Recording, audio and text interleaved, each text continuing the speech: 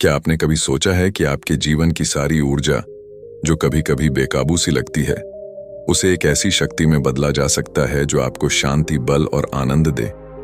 यह कोई जादू नहीं, बल्कि एक प्राचीन साधना है जिसे ब्रह्मचर्य कहते हैं। ब्रह्मचर्य केवल शारीरिक संयम तक सीमित नहीं है। यह मन, शरीर और आत्मा के बीच संतुलन स्थापित करने का एक गहरा, समग्र और जीवन परिवर्तनकारी मार्ग है। बहुत से लोग इस रास्ते पर चलना चाहते हैं, लेकिन मन की चंचलता, बाहरी दुनिया के आकर्षण और आधुनिक जीवन की आपाधापी उन्हें भटका देती है।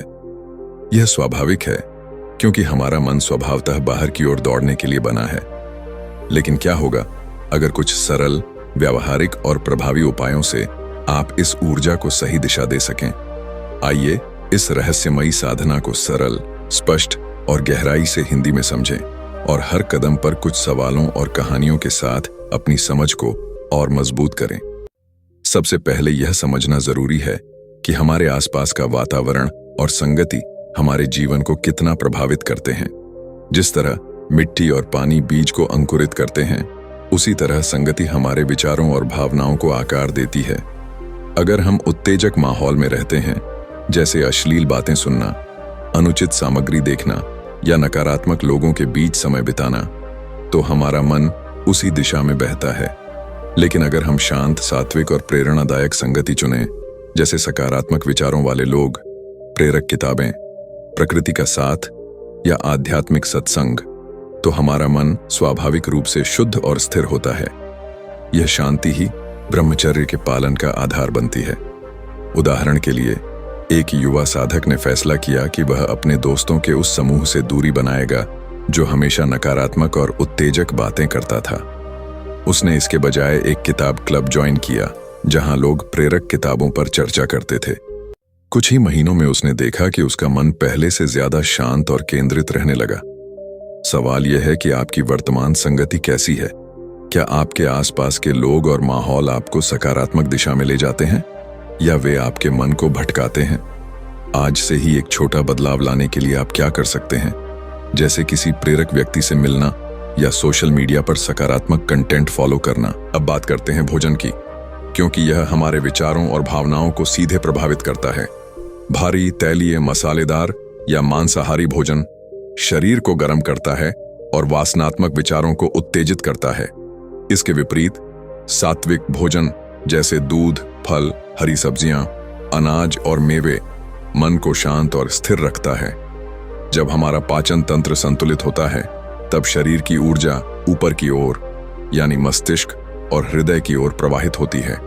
लेकिन जब पाचन गड़बड़ा जाता है, तो यह ऊर्जा नीचे की ओर खींचती है, जिससे साधना में बाधा आती है। एक साधक ने अपने आहार में बदलाव किया। उसने तले हुए खाद्य पदार्थों और जंक फूड को छोड़कर हल्का, सात्विक भोजन अपनाया, जैसे सुबह दूध के साथ दलिया और दोपहर में हरी सब्जियां व दाल। कुछ ही हफ्तों में उसे अपने मन में शांति और ऊर्जा में वृद्धि महसूस हुई। उसने देखा कि उसका ध्यान भटकना कम हो गया और वह अपनी साधना पर अधिक केंद्रित रहने लगा। सवाल यह है कि क्या आप अपने आहार में कुछ सात्विक बदलाव ला सकते हैं? इस सप्ताह आप कौन सा एक भोजन कम कर सकते हैं, या कौन सा सात्विक भोजन जैसे फल या दही अपनी दिनचर्या में शामिल कर सकते हैं? मन की चंचलता को नियंत्रित करना ब्रह्मचर्य का एक महत्वपूर्ण हिस्सा है। इसके लिए ध्यान और प्राणायाम सबसे शक्तिशाली उपाय हैं। जब साधक प्रतिदिन 10-15 मिनट भी ध्यान करता है, चाहे वह किसी मंत्र का जाप हो, श्वास पर ध्यान हो या किसी सकारात्मक विचार पर केंद्रित होना, तो मन की अशांति धीरे धीरे कम होती है। प्राणायाम जैसे अनुलोम विलोम, भस्त्रिका या कपालभाति प्राण जीवन ऊर्जा को संतुलित करता है। यह अभ्यास केवल श्वास पर नियंत्रण नहीं है, बल्कि ऊर्जा को सही दिशा देने का साधन है। समय के साथ वासनात्मक ऊर्जा रचनात्मक शक्ति में बदल जाती है, जो साधक को लेखन, कला, अध्ययन या अन्य रचनात्मक कार्यों में प्रेरित करती है। एक युवा साधक ने रोज सुबह 10 मिनट अनुलोम विलोम शुरू किया।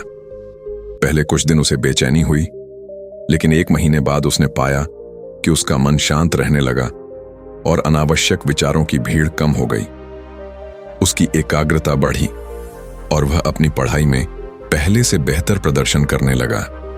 सवाल यह है कि क्या आप अपने दिन में 5-10 मिनट ध्यान या प्राणायाम के लिए निकाल सकते हैं? अगर हां, तो आप इसे कब और कैसे शुरू करेंगे? शायद सुबह उठते ही या रात को सोने से पहले। ब्रह्मचर्य साधना में दिनचर्या का विशेष महत्व है। देर रात तक जागना, अनियमित खान-पान और समय पर न सोना जागना मन और शरीर को असंतुलित करता है। इसके विपरीत एक नियमित दिनचर्या, जैसे सूर्योदय से पहले उठना, समय पर भोजन करना और रात को जल्दी सोना, इच्छाओं पर नियंत्रण को आसान बनाती है। सुबह का समय साधना के लिए सबसे उत्तम माना जाता है। इस समय किया गया ध्यान, योग, प्राणायाम या अध्ययन पूरे दिन मन को शांत और ऊर्जावान रखता है। एक साधक ने अपनी दिनचर्या को नियमित किया। वह सुबह 5 बजे उठने लगा, 15 मिनट योग और 10 मिनट ध्यान करने लगा। उसने देखा कि उसका दिन पहले से ज्यादा व्यवस्थित और ऊर्जावान हो गया। उसकी इच्छाएं अब उसे परेशान नहीं करती थीं, क्योंकि उसका मन और शरीर संतुलित थे। सवाल यह है कि क्या आप अपनी दिनचर्या को और अधिक नियमित कर सकते हैं? इस सप्ताह आप कौन सा एक छोटा बदलाव अपनी दिनचर्या में शामिल कर सकते हैं, जैसे रात को 10 बजे सोना या सुबह 6 बजे उठना? ब्रह्मचर्य का मूल सिद्धांत है ऊर्जा का रूपांतरण। कामेच्छा भी एक प्रकार की ऊर्जा है। यदि इसे दबाने की कोशिश की जाए तो यह विद्रोही बन सकती है और मानसिक तनाव पैदा कर सकती है। लेकिन यदि इसे सही दिशा दी जाए तो यह अपार रचनात्मक शक्ति में बदल सकती है। इस ऊर्जा को पढ़ाई, लेखन, कला, संगीत, योग या सेवा कार्यों में लगाने से साधक को आंतरिक आनंद और बल मिलता है। एक साधक ने अपनी ऊर्जा को रचनात्मक लेखन में लगाना शुरू किया। उसने हर दिन 1 घंटा कविताएं लिखने में बिताया। इससे न केवल उसका मन शांत हुआ, बल्कि उसने अपनी रचनाओं के माध्यम से दूसरों को प्रेरित भी किया। उसकी साधना पहले से अधिक मजबूत हो गई। सवाल यह है कि आप अपनी ऊर्जा को किस रचनात्मक कार्य में लगा सकते हैं? क्या कोई शौक या गतिविधि है जिसे आप फिर से शुरू करना चाहेंगे, जैसे चित्रकला, नृत्य या कोई नया कौशल सीखना? ब्रह्मचर्य साधना में आत्मसंकल्प का विशेष स्थान है। जब साधक हर सुबह यह संकल्प लेता है कि आज मैं ब्रह्मचर्य का पालन करूंगा, तो यह संकल्प उसके अवचेतन मन में गहराई तक उतरता है। यह आत्म सुझाव कठिन परिस्थितियों में भी साधक को दृढ़ रखता है। संकल्प को लिखना, दोहराना या किसी विश्वसनीय व्यक्ति के साथ साझा करना इसे और मजबूत करता है। एक साधक ने हर सुबह एक डायरी में अपना संकल्प लिखना शुरू किया। उसने देखा कि यह छोटा सा कदम उसे दिन भर सजग और प्रेरित रखता है। सवाल यह है कि आप अपने संकल्प को कैसे मजबूत करेंगे? क्या आप इसे लिखना शुरू करेंगे या किसी प्रेरक मंत्र को दोहराएंगे? आयुर्वेद में कई जड़ी बूटियां ब्रह्मचर्य साधना में सहायक मानी जाती हैं। ब्राह्मी, शंख पुष्पी, जटामांसी, शतावरी, विदारी कंद, गिलोय और तुलसी जैसी औषधियां मन को शांत करती हैं, शरीर को पोषण देती हैं और इंद्रियों को संतुलित रखती हैं।